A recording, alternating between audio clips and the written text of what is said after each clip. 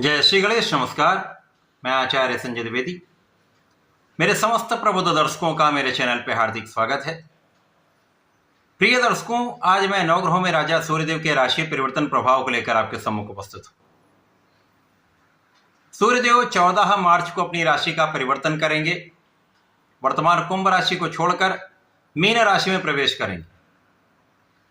Mean राशि गुरुदेव बृहस्पति की राशि है। इस प्रकार से इनका एक अत्यंत अनुकूल परिवर्तन हो रहा है, क्योंकि गुरु बृहस्पति का सूर्य के साथ अति मित्र का भाव है और गुरु शिष्य का भाव होता है, जिसके कारण यह अत्यंत महत्वपूर्ण परिवर्तन है। यहाँ पर सूर्य के प्रभाव में, इनकी क्षमता में, इनके सामर्थ्य में पहले से अधिक वृद्धि होने वाली है।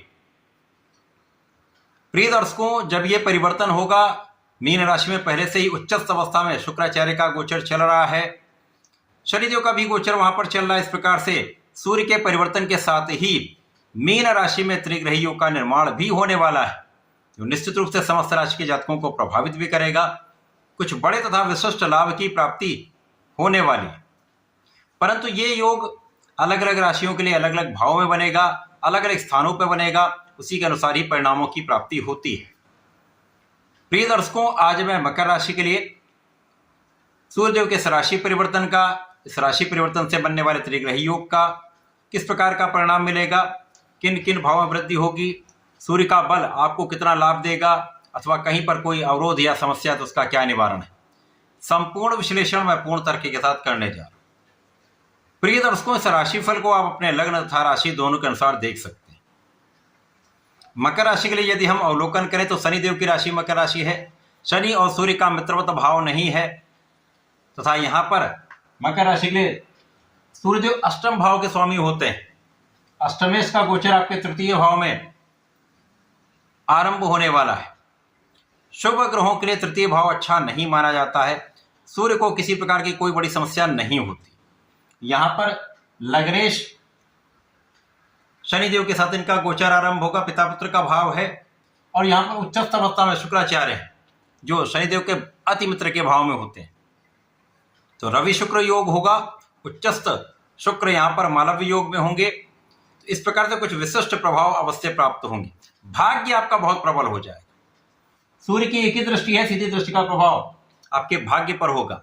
यद्यपि यहाँ पर भाग्येश पीड़ित हैं, परंतु जैसे जैसे ये गोचर आगे बढ़ेगा, बुध जो भाग्येश हैं राहु के दुष्प्रभाव से आगे बढ़ जाएंगे।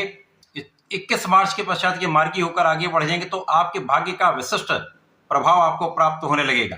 भाग्य की जो बलवान स्थिति है वो आपके कार्य क्षेत्रों में बड़े लाभ कराने वाला होगा, क्योंकि यहाँ पर सूर्य का प्रभाव है और सूर्य नेतृत्व के कारक हैं, क्षमता के कारक हैं, राजनीति के कारक हैं, राजतंत्र के कारक हैं, सरकारी सेवाओं के कारक हैं, पिता के कारक हैं, आत्मबल के कारक हैं, अनुशासन के कारक हैं तथा नेतृत्व के कारक हैं।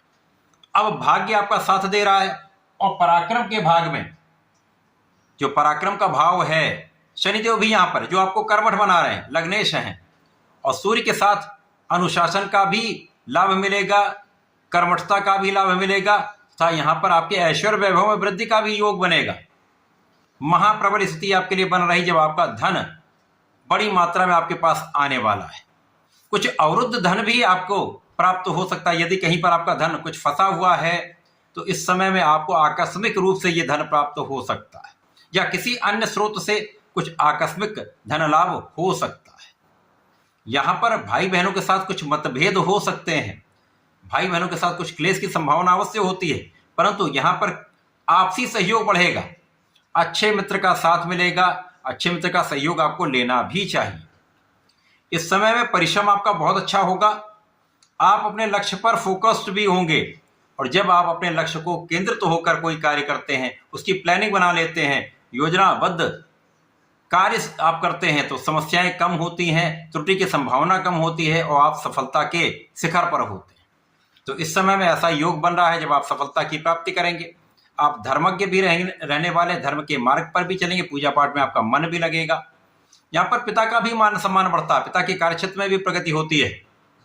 और इस समय आपको जो भी कार्य करना है, किसी प्रकार का कोई भी अन्याय ना करें। जिस कार्य क्षेत्र में आप हैं जिस प्रोफेशन में है, जिस व्यापार में है, कभी किसी साथ अन्याय ना करें, जो भी करें न्यायोचित करें, अनुशासन के साथ रहें, अनुशासन के साथ कार्य करें, रात्रि में देर तक जगने से बचें, प्रातःकाल देर तक सोने से बचें। तो इस समय का आप सदुपयोग कर पाएं, अन्यथा इस समय का कोई बहुत बढ़िया लाभ आप प्राप्त नहीं कर पाएंगे। यदि आपने निष्ठा के साथ कार्य नहीं किया तो हानि हो सकती है।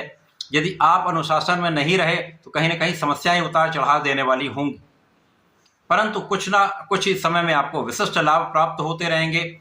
आपके बल में वृद्धि होगी, आपके सामर्थ्य में वृद्धि होगी, आपके विशेष प्रभाव में वृद्धि होगी, आपका व्यक्तित्व कुछ विशेष हो जाएगा, क्योंकि लग्नेश के साथ सूर्य का प्रभाव, यहाँ पर आप बहुत व्यवस्थित हो जाते हैं। तो जो अस्त व्यस्त जीवन शैली है वो आप बदल दें, और इस समय का पूर्ण लाभ लेने के लिए यदि आप पूर्ण रूप से व्यवस्थित हो जाते हैं तो जहां पर संपूर्ण सफलता आपको प्राप्त होगी, यहां पर कोई संदेह नहीं। अब इस समय में यदि आप अवलोकन करें तो ज्ञान शिक्षा का भाव भी पहले से अधिक अच्छा हो जाएगा। विद्यार्थी हैं तो आपको अच्छे परिणामों की प्राप्ति होगी, पढ़ाई में आपका मन भी लगेगा, और यहाँ पर आपका किया हुआ परिश्रम आपको पूर्ण लाभ भी देगा। इस समय में संतान पक्ष बलवान रहेगा, संतान सुख आपको प्राप्त होगा, संतान से भी अच्छे समाचार की प्राप्ति होगी, संतान से भी आपको सुख प्राप्त होगा, संतान से भी आपको लाभ प्राप्त होगा। अब यहाँ पर धन की प्रबलता निश्चित रूप से मिलेगी। परिवार के सहयोग से, जीवन साथी के सहयोग से आपको अच्छे धन प्राप्ति का योग बन रहा है। इस समय में आप यदि कुछ विशेष ज्ञान प्राप्त करना चाह रहे हैं, स्पेसिफिक क्वालिफिकेशन प्राप्त करना चाह रहे हैं, उच्च शिक्षा लेना चाह रहे हैं, तो ये आपके मन के कार्य आपको पूर्ण होते दिख रहे हैं। आपके मन की इच्छा ये पूर्ण हो सकती है, अच्छा इंस्टीट्यूशन आपको मिल सकता है, केवल सही दिशा में प्रयास करने की आवश्यकता है। यहाँ कुछ समय के लिए जब सूर्य के साथ शनि अस्त होंगे तो यहाँ आपका स्वास्थ्य कुछ बहुत बड़ी कोई समस्या नहीं है, कुछ मन का तनाव हो सकता है, या आपको ऐसा लग सकता है, कुछ हल्का डर आ सकता है, बिना कारण से अज्ञात भय का योग बनता है, लेकिन कोई बहुत बड़ी समस्या नहीं। यहाँ पर केवल अपने आप को फिट रखना है, योगा प्राणायाम करना है, अपने जीवन शैली को व्यवस्थित करना है, अच्छी जीवन शैली, अच्छी भोजन शैली को अडॉप्ट करना है। यदि आप ऐसा कर ले तो इस समय का संपूर्ण उपयोग करके आप अच्छा लाभ ले पाएंगे। और इस समय का सदुपयोग करने के लिए आपको नियमित रूप से सूर्यदेव को जल देना चाहिए। ओम घृणी आदित्याय नमः का जप करें, इसी प्रकार से सूर्यदेव को जल अर्पित करें। प्रत्येक शनिवार को ओम प्राम प्रीम प्रौम सा शनिश्चराय नमः का यदि एक माला का जप करते हो तो विशेष लाभ आपको प्राप्त होते रहेंगे, समस्याओं का निवारण होगा। तो ऐसा करके इसका उपयोग करें। धन्यवाद, नमस्कार।